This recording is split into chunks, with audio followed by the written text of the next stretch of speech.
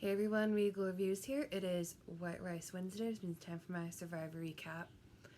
So yeah, basically, Adam had a lot of work to do. Apparently, he had to go, as he put it, go on an apology walk because, again, I love Adam. I've mentioned how many times in my recaps that he's my favorite winner, but he really screwed that up telling Rob about Parvati. So he's trying to get his way back in the game, and people might interpret it as him being a weasel.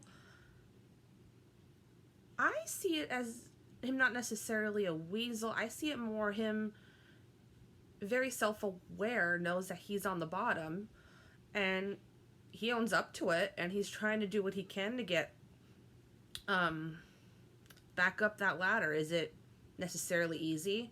No, he's got a lot of work to do, but he's doing it. And do I think him telling Rob about the Parvati vote was stupid?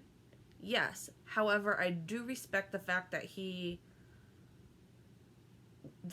wants to make big moves and that he's willing to go and make those big moves.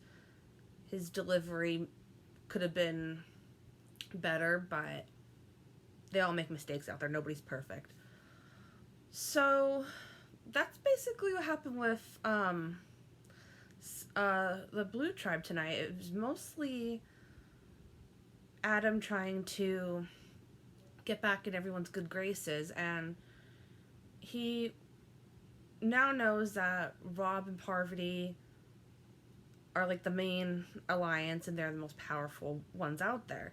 So he wants to work with the I wouldn't say the underdogs, but the ones that are not Rob and Parvati. So he's trying to stay away from them. So Rob creates the lie that Adam is talking to him, trying to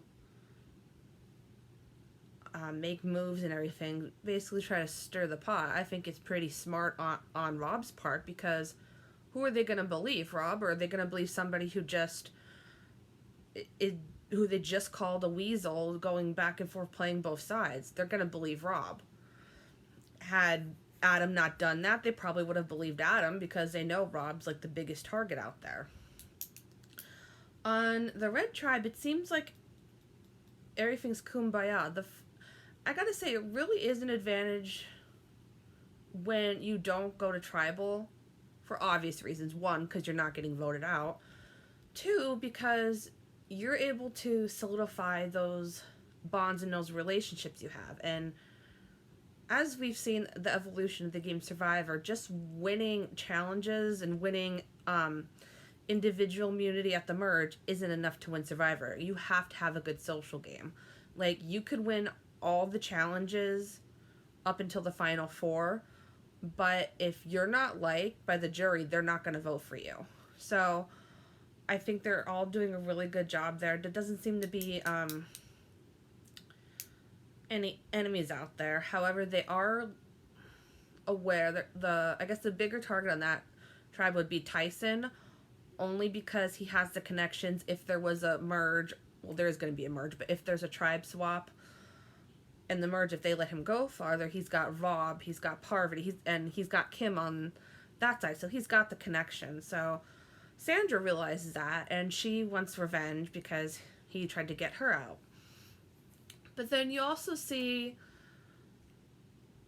people noticing that there's some people that have only played once and they don't have any connections out there. So they're very underestimated right now. And I don't think they realize that Yule's the leader of that alliance yet. What would be really interesting at one point is if they flip it on Yule and they vote him off, and then somebody else from that non-connection alliance takes control. So, yeah, I gotta say, Edge of Extinction tonight, that segment, in my opinion, probably the most powerful moment I've ever seen on Survivor. Like, my eyes hurt because I was crying so much. So they got their task. They had to basically get 20 pieces of firewood and bring it back down. So right away, we're all probably thinking, oh, they could probably carry like 4 or 5 at a time. No, they have to go a long way to get one piece of wood. So they have to do that 20 times. So they're all struggling to do it.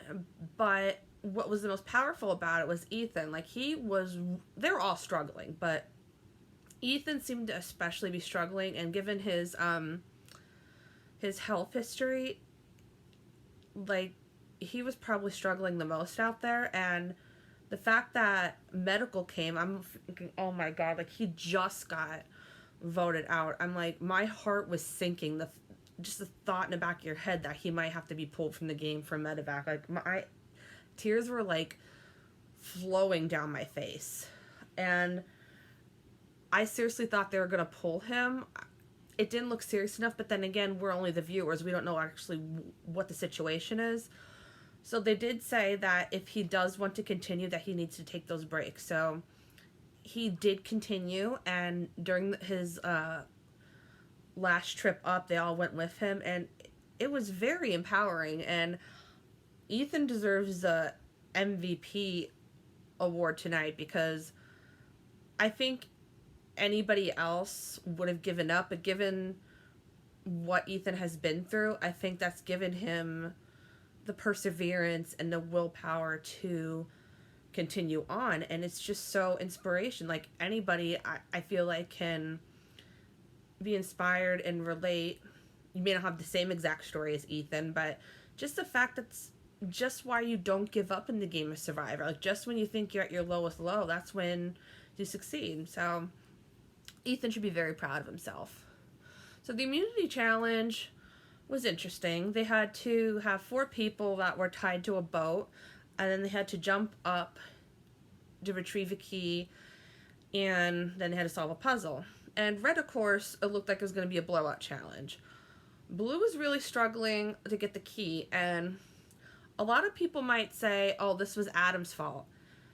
Yes, he did take a while to get the key, but Parvati and Denise were also up there. And Adam was the one who didn't give up and was the one that kept going up to get the key. At least he kept going up. Again, we're only viewers, so we don't know how many times Denise went up, how many times Parvati went up compared to Adam. From our point of view, Adam went up more times than Parvati and Denise did. But he didn't give up, and he got the key, and they put Michelle and Rob on the puzzle, which is very risky, because we know from the past that Rob's excellent in puzzles, but the past 2 times they put him on a puzzle, he sucked at it. But they were able to pull it out, and they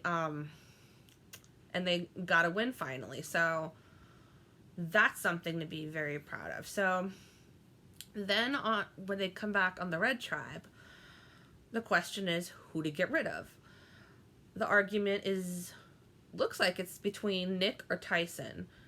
They want to get rid of Nick because he is one of the people that doesn't have any connections. He doesn't contribute around camp, and he's just basically dead weight.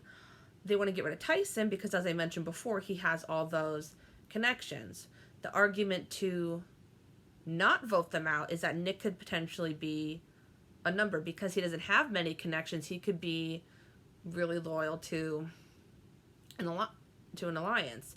The reason why not to get rid of Tyson, for at least for the ones who've played multiple times and have the connections with him, Tyson is probably the bigger threat out of them. And as Tony put it, they want to use him as a shield. And the second they vote somebody off like Tyson, they're going to go after the bigger targets. So at Tribal, yeah, nothing real. It was pretty normal Tribal council. Nothing like ooh and ah, something happened. They were just basically talking about, having those connections and such, yada yada, normal Tribal. So it ended up being Tyson that got sent home, and I was very surprised that Nick actually got a vote to Kim, only because he thought that Tyson would have an idol. So next week's episode shows that there's going to be a tribe swap, so I'm very curious to see how the dynamics will change with a swap in play. Yeah, should be interesting. So I hope you guys enjoy tonight's Survivor. If you guys want to check out Survivor, it is on Wednesdays. Sorry. It is on Wednesdays, 8 p.m. on CBS. Until next time, stay regal.